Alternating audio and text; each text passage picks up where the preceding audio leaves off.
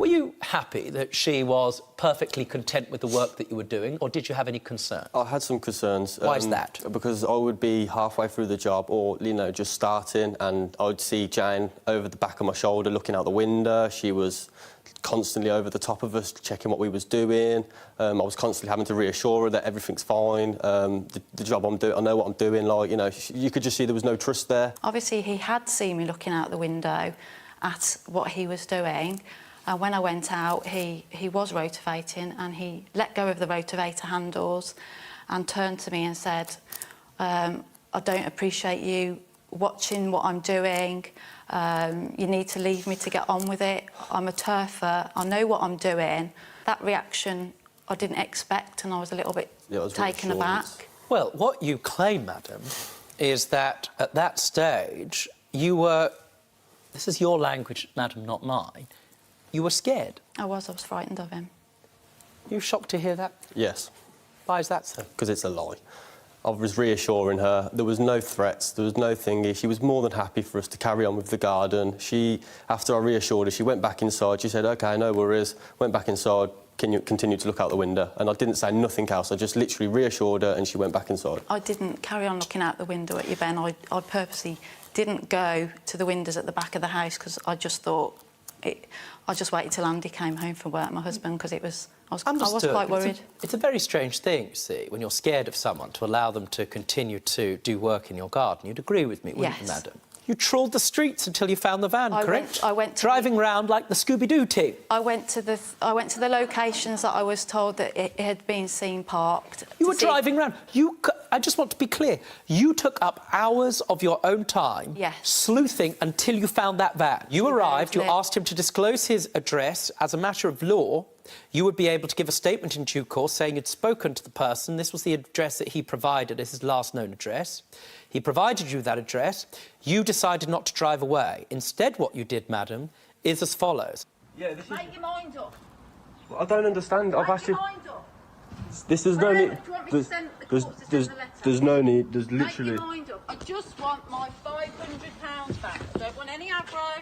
I don't want any... I think you should go a legal route, not this. This is harassment. I can go down the legal route with an address. Okay. You're telling me that you don't actually live there, Ben. So it's... Yeah, so yeah, but I'll receive the letter.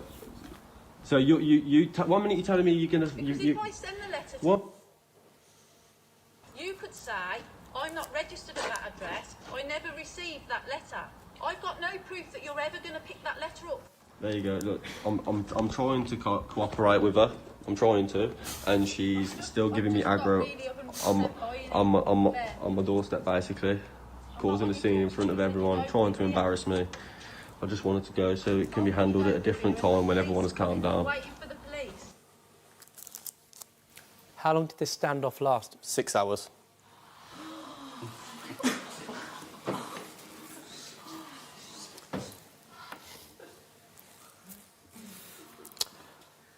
Why on earth were you there for 6 hours, madam? Because obviously after he'd filmed me doing that, he said that he was going to get me done for harassment. So at that point, I said to him, well, I'm not going to go until the police have come, because I don't believe that what you're going to say to them is going to be a true representation of what's happened. I received that threatening text message. The threatening text message being... It wasn't threatening. Before that, a text message begging her to take the post down. He said, bad idea, put me on Facebook. But before Do you that... know you can my entire business? It wasn't threatening towards her, it was about our business. Is this the one I've got? Trading standards won't do a thing. I've said I'm not coming back but once. I haven't said I'm not coming back. Stuart then rang me and offered me £50 to remove the post, and I rejected that. Did he make that offer? How much did he offer you? £50 initially. Right. I then rejected that, and he called back about an hour or two later and offered me 100, and I rejected that one as well. Well, let me ask you, had he offered to pay you back what you'd paid up front, roughly 800, just shy of it, would you have taken the review down? Yes. Yes. And on the same day, there was a telephone call. Do you remember this telephone call? Yes. Somebody decided to record the call. Whose idea was that? Saturday. That was the Saturday when I put the post on the Absolutely. 20th. Who decided to record the telephone call? I did. Why did you decide to record it? Because he was threatening us. Stuart, did you know that you were being recorded? No. Do you believe that you made any threats? Yeah. You do believe that? Yeah, I made a threat, yes. We did tell him he was being recorded. At the end. He then went on to threaten. knowingly that After you'd said he was being recorded? After we informed him. Let's have a listen to the tape then. She's not taking out down. She's not taking out right. Watch and wait what? You do know you're being recorded, don't you? Watch and wait what? What are you going to do? I'll snap you. You do know you're being recorded, don't you? What was the nature of the threat? Violence. What precisely was said on that tape? Snap your jaw. It's quite clear being overwhelmed by other work. That's no excuse, right? Yeah. It's no excuse. What did you do when you heard that threat? I called the police. What happened in the outcome of the proceeding? Caution. You accepted the caution? Yes. Caution presumably related to threats of violence? Yeah, malicious communication. Malicious communication. You could have posted a response and ended the matter. Why didn't you do that? Because of what she'd done to me. We did have a three. What did she do I next? offered her £300. You did offer her £300? And then... But they wanted a full refund for work that was done. And they said they'll take all the posts down if I give them a full refund, so basically blackmailing. Your post is at the top, and what's written below are other people who aren't here. Anyone, no Carl, ripped me off for £250, was coming to do my bungalow, got money and blocked me on Facebook. Could anyone tell me where he lives? That's your comment, the one second from the bottom. Can you read it to me?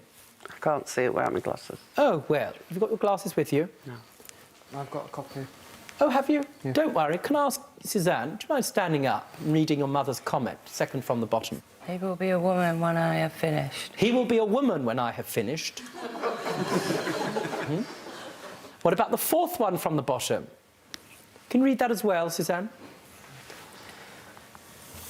It's him that will not be okay when I find him, mate. You know what I am. Like, mate. You say to move to somebody's address because you were in abject terror. And there are you saying you're going to go around and see him if you knew where he lived, to remove his manhood.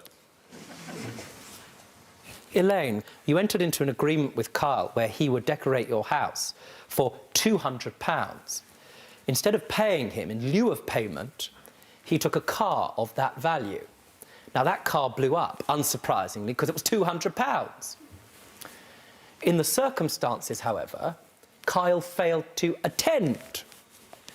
As a result of him failing to attend, threats were made against him. In those circumstances, regardless of the threats that were made to you, you were perfectly entitled to block her, but you needed to give her the money back, as you'd taken money for a service which you hadn't performed. In those circumstances, Elaine, you're perfectly entitled to your £200. However, I give it to you very, very reluctantly. Because although, Kyle, nothing Elaine has said is actionable in law, in other words, she hasn't said anything untruthful on that Facebook account, I am satisfied that it's not necessarily reasonable, and I'm going to ask her to desist. Had she said something about the quality of your work, where it had been untrue, you would have had an action against her. In the circumstances here, you don't, for the reasons I've given. So your claim for £1,500 has to be dismissed. Don't come to court, especially my court, and claim that you are the victim of violence and you are the victim of threats. In fact, you're a victim per se when you're making threats of that kind, wanting this young man's address for no other reason than, according to your own evidence, to see to it. Understood? Don't lie to Judge Rinder, it doesn't go well. He did, in fact, agree to pay you back in 2 instalments. Yes, he did this himself because he said he was so earnest about paying me back that he wrote his own contract. I cannot stress how sorry I am that this has happened. Was that true when you wrote it? Absolutely. Why are you upset? Because this whole situation's happened. Obviously, Jenny's a good person, and it didn't mean to happen. You didn't pay the first instalment by the 13th of September. He didn't pay the second instalment by the 20th of September, correct? You've got nothing. Mm-hmm. Well, that's how sorry he was. Do you see? You pay back £200 of it. He's come back and given you £50 and a box of chocolates and say, I'll pay it back over a period of time. No. Why not? Word spread around what happened about this, and very quickly got rid of all the jobs that I had.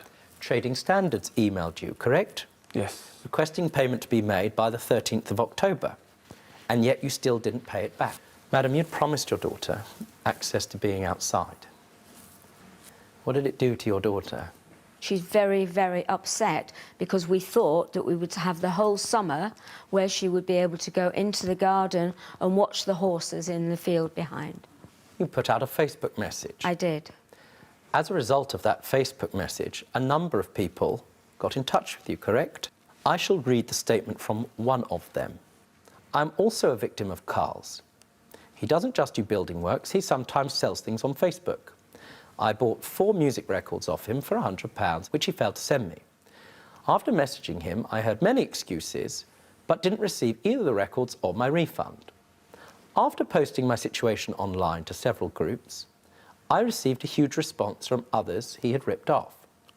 One of them was Jenny, one of them was you, who explained her situation to me. I was so shocked and disgusted. Do you know what he went on to do? He asked if he could have my permission to set up a fundraising page. It was already generated over £200 worth of donations, correct? I also set up a second website which told people he was a scammer. This person also put your photo up. I did this to shame him and warn others not to trust him or to buy anything from him. Yeah, it's a totally separate situation, which I was dealing with until someone found Jenny.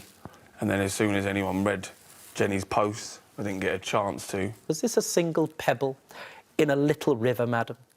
Or were there other people who complained? People contacted me about similar situations.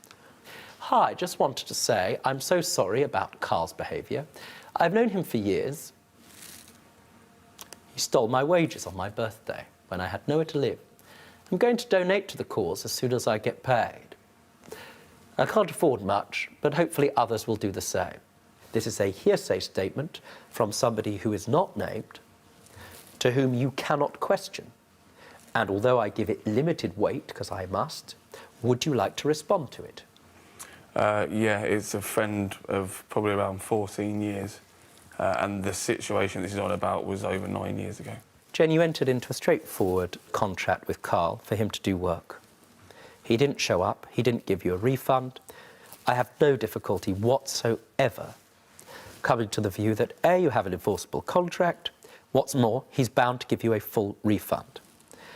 I give you this advice, however, madam, that bearing in mind the overriding contract price was £2,000, it probably wasn't the smartest thing to do to give him 3/4 of the money up front. Nevertheless, as far as I'm concerned, you had an impeccable paper trail, which is why I'm prepared to order your full application of £1,577, with a view to you having your money back and finding a reliable, decent and honest builder to complete the work. Thank you.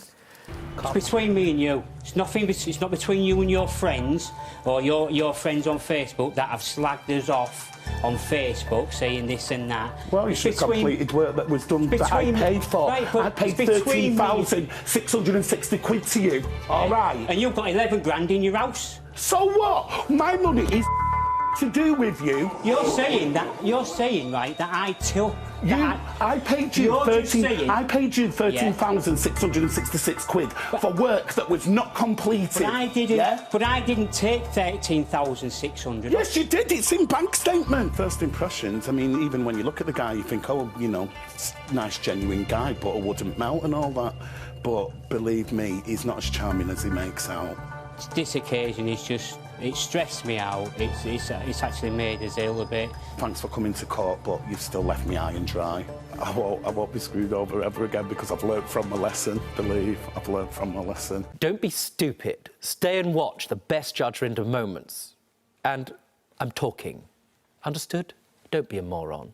Subscribe to Judge Rinder YouTube channel. Right now. That's an order.